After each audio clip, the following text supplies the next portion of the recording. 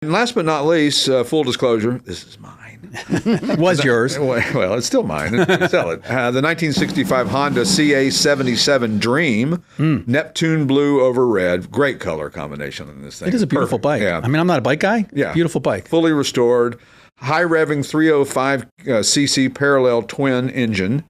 4-speed manual, smooth runner. It's a crowd pleaser. It's crap.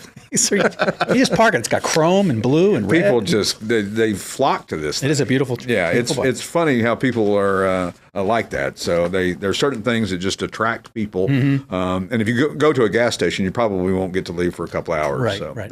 I'd put this one in the living room. It's kind of like a piece. I'm thinking about putting it in my office if it doesn't sell. It's a beautiful piece. If it doesn't sell, You could. because I have room in my office. Ed's got a bunch of motorcycles in his office. He's like 12 in his office. So